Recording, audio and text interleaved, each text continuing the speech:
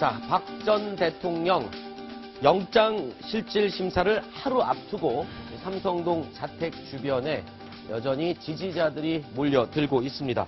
자, 오늘은 또 유영하 변호사도 자택을 찾았다고요. 자택 주변 분위기 오늘 어떻습니까? 지난 주말에는 상당히 고요했었는데 이제는 지지자들이 속속 뒷결을 하고 있고 긴장감이 감돈다고밖에 이야기할 수 없겠죠. 특이한 상황도 있었습니다.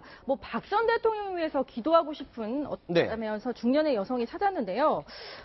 유경수 여사를 숙모하는 목련회라는 소속의 스님이랍니다. 정모 씨인데요. 무슨 모임이라고요? 영부인 유경수 여사를 숙모하는 목련회라는 목련회요. 모임의 소속 스님이라고 하는데요. 네. 옛날에 니콜라스 2세를 방쳤던 라스푸틴 같은 사람인지 아니면 정말 기도를 하고 싶은 사람인지 모르겠지만 어쨌든 정모 씨 71세의 여성이고 박 전 대통령 위해서 기도하고 싶다 하면서 집안으로 들여보내달라 이렇게 요구를 했지만 당연히 받아들여지지 않았죠. 그렇군요. 그리고 앞서 말씀해 주셨지만 유영하 변호사 오늘 오후 1시에 자택을 찾아서 사전 구속영장 청구한 것과 관련해서 3시간 정도 대책을 논의했다고 합니다. 그렇군요. 자, 그리고요. 자택 밖으로는 아직 전혀 모습을 드러내지 않고 있는 박 전 대통령. 그런데 지지자들에게 전화를 했다고 하는 얘기가 들려요. 어떤 전화 내용이었고 왜 한 겁니까? 네, 지난 27일입니다. 검찰이 박근혜 전 대통령을 향해서 구속영장을 청구한 그 당일날. 네, 당일. 두문물질하는 박근혜 전 대통령, 김주복 씨라고 근해동산 회장, 팬클럽입니다. 팬클럽. 근해동산이요? 회장 김주복 씨에게 전화를 걸어서 그동안 보내주신 편지와 선물 잘 받았고 감사하다.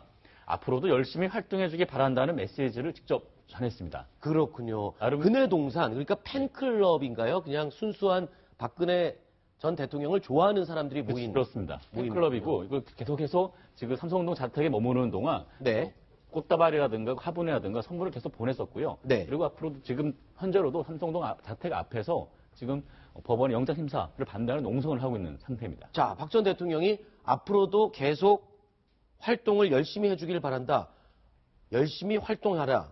자, 그게 무슨 활동일까요? 어떤 활동을 열심히 해달라는 말입니까? 지금까지 본인에게 보내준 지지에 대한 감사의 표시와 동시에 그 지지 세력의 결집, 지금 사실상 영장 심사를 앞두고 있는 만큼 보다 지지 세력을 결집하려는 그런 의도도 분명히 있는 것 같습니다. 그래서 지금 삼성동 자택뿐 아니라 지금 법원 앞에서도 농성 중인데 앞으로 이런 부분에 대해서는 감사를 전하면서 계속해서 힘을 모아달라는 그런 메시지를 전달한 것으로 그렇게 보여지고 있습니다. 알겠습니다.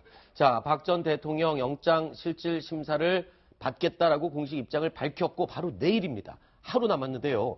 김정한 기자. 자, 어디로 이동해서 영장 실질 심사를 받게 되는지 설명을 좀 해주시죠. 네, 핵심은 동선의 최소화입니다.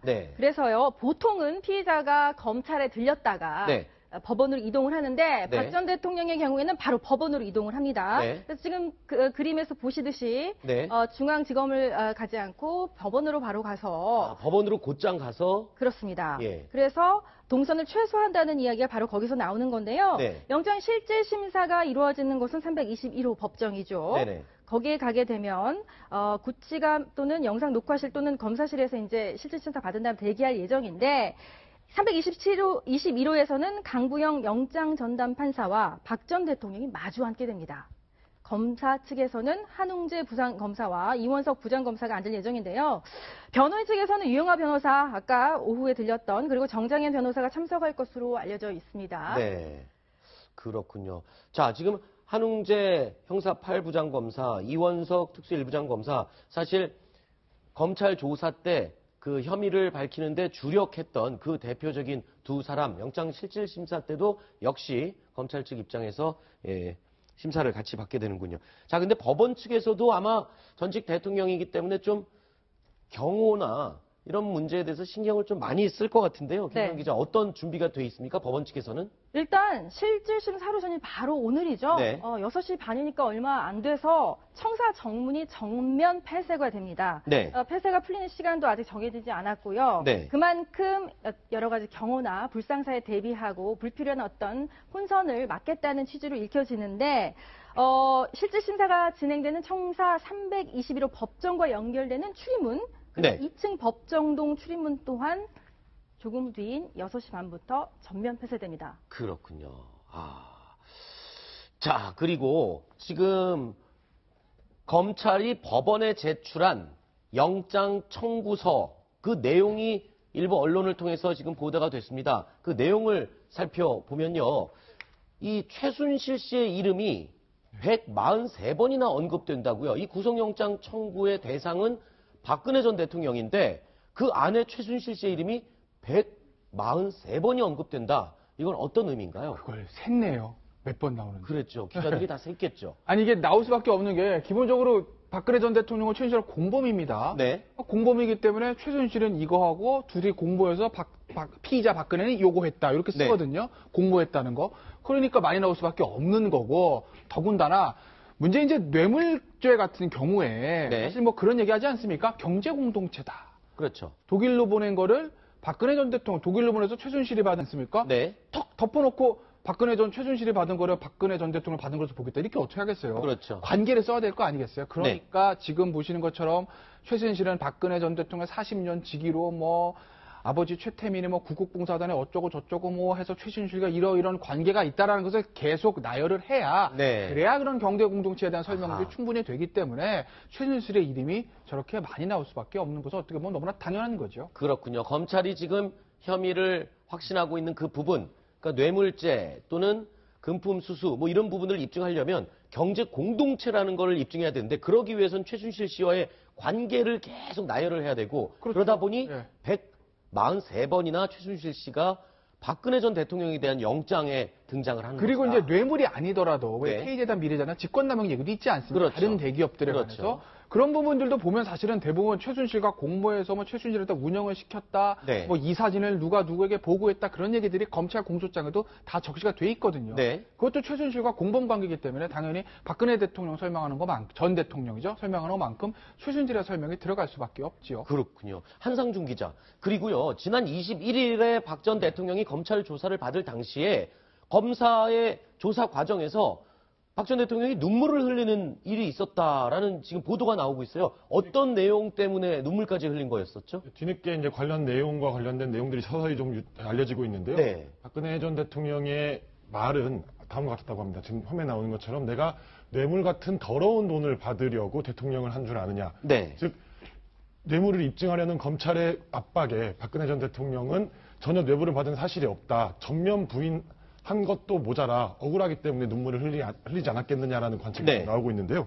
박근혜 전 대통령은 이뿐만 아니라 동생하고도 인간관계를 끊고 지냈는데 네. 그 이유가 뭔지 아느냐.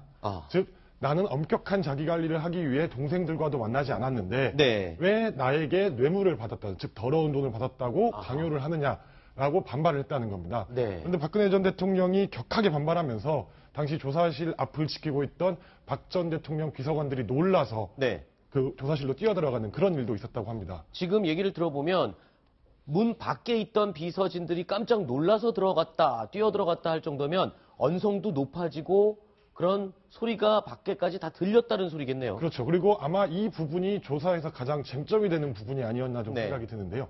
어떻게든 뇌물죄를 입증하려는 검찰, 그리고 뇌물이 아니다, 뇌물을 받은 적이 없다라고 반박하는 박 전 대통령 측이 정면으로 충돌한 부분이 바로 이 지점이 아니었나 좀 네. 생각이 됩니다. 결국 영장 실질도 내일이잖아요. 네네. 내일도 그렇고 어떤 형태로든 검찰이 기소는 합니다. 네. 불구속 기소는 구속 기소의 선택의 문제가 남았지만 결국 본재판 가서도 가장 큰 쟁점은 저거예요. 박근혜 전 대통령 최고의 방패가 저걸 겁니다. 나는 하나도 받은 게 없어. 네. 그런데 왜 최순실한테 간 걸 내가 받았다고 하는 거지? 네. 이 논리가 아마 유무죄뿐만 아니라 설사 유죄가 인정된다 하더라도 형량을 최대한 적게 하기 위해서는 나는 직접 받은 게 없어. 이걸 네. 카드를 써야 되거든요. 아마 저게 박근혜 전 대통령이 끝까지 아마 방어할 방패가 될 거예요. 그렇군요. 또 하나 더 생각해 볼게요. 네. 왜 지금 저 이야기가 우리 한 기자께서는 뒤늦게 이야기가 알려졌다고 하지만 왜 이 시점에 영장 실질 심사를 하루 전에 앞둔 이 시점에 이야기가 나왔느냐. 저는 그 부분도 조금 우리가 짚어봐야 될 거라고 생각하는데 박 전 대통령이 누굽니까? 그 전에 아버지가 시해당했을 때 휴전선을 먼저 챙겼고 본인이 2006년에 커터칼 테러를 당했을 때 정말 대전을 선할만큼 침착한 모습을 보였던 그런 인물 아닙니까? 그런 정치인이었고 그런데 뭐 이게 이제 사실이 아니지만 실신설도 나오고 눈물을 흘렸다는 이야기가 나오고 과연 이 메시지는 누구에게 던지는 것이냐? 그리고 그 메시지가 과연 우리 국민을 결집시키는데 얼마만큼 도움이 될 것이냐, 저는 상당히 좀 비난적인 시각으로밖에는 이것을 볼 수 없는 일종의 여론전 차원의 하나의 메시지가 아닌가. 박근혜 대통령을 아직도 대통령이라고 생각하는 그 지지층을 향한 메시지가 아닌가라는 생각도 해봅니다. 정치부 기자들 두 분 나와 계신데 방금 김정한 차장의 이런 해석에 대해서는 어떻게 보십니까? 일리 있는 지적이라고 생각을 합니다. 사실 사실관계라는 건 입증하기가 어려운 상황인데 그렇죠. 박 전 대통령이 보기에는 박 전 대통령 상황에서는 전혀 사실이 아닌 걸로 부당한 돈을 받지 않았다는 점을 최대한 강조하고 싶은 의도가 있을 것이고요.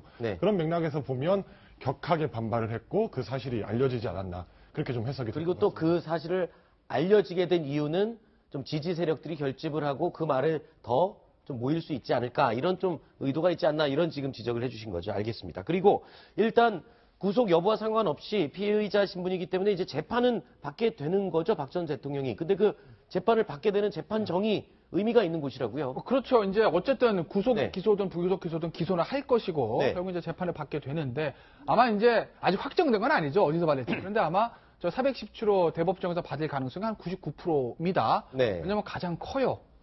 웬만해서 저게 안 엽니다. 아주 큰 정말 국민의 관심이 있어서 거기면 취재진부터 방청객들이 엄청나게 몰려들 이제 그런 대형 사건들만 저기서 하는데 가장 유명했던 건 예전에 전두환 두 전 대통령의 내란 음모에 관했던 그 사건들이 저기서 재판했었고 지금 최순실 씨도 저기서 재판하고 있다고 하죠. 그렇군요. 알겠습니다. 자, 내일 이루어질 법원의 영장실질심사. 심사가 끝나도 또 상당한 시간, 그 다음날 새벽이 돼야 또 발부 여부가 결정이 된다고 하니까요. 상황을 같이 지켜보도록 하겠습니다.